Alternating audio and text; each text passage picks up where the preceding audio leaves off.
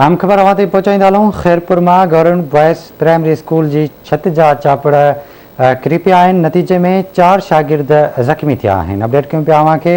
ज़ख़्मी शागिर्दनि में इसरार, हुसैन, अली शेर ऐं सोबिया शामिल आहिनि, जिन खे इस्पताल मुंतक़िल कयो वियो आहे। आगाह कयूं पिया, ख़ैरपुर मां गवर्नमेंट बॉयज़ प्राइमरी स्कूल जी छत जा चापड़ धमाके सां किरी पिया आहिनि। नतीजे में 4 शागिर्द ज़ख़्मी थिया आहिनि। ज़ख़्मी शागिर्दनि में इसरार, हुसैन, अली शेर ऐं सोबिया शामिल आहिनि। तफ़सील मालूम कंदासीं ख़ैरपुर मां शकील जावरी खां। शकील, छा तफ़सील आहिनि?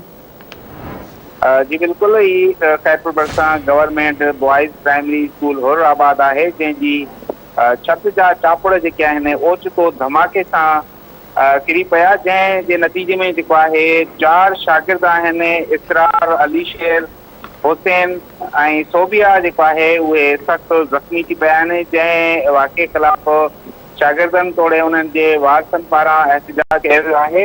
हिननि जो मुतालबो हो त हिननि जो वधीक चवणु हो त हिननि केतिराई भेरा जेको आहे आला अख़्तियारनि खे स्कूल जी बिल्डिंग जी रिपेयरिंग जे हवाले सां आगाह कयो हो, पर उन बावजूदि जेको आहे स्कूल जी मुरमत जो कमु न थी सघियो आहे, जंहिंजे करे ही वाक़ियो पेश आयो आहे। मां तव्हांखे ॿुधाईंदो हलां त ख़ैरपुर ज़िले में हिन वक़्तु बि 7 स्कूल अहिड़ा मौजूदु आहिनि जिन जूं बिल्डिंगूं ज़बून थी चुकियूं आहिनि। उते अक्सर जेको आहे अहिड़ा वाक़िया पेश ईंदा रहंदा आहिनि, पर हिन वक़्त ताईं जेको आहे जेके ज़बून स्कूल आहिनि उन्हनि जी मुरमत जो जेको कमु आहे उहो न थी सघियो आहे। जी शकील, वॾी महिरबानी अवां जी तफ़सील करण लाइ।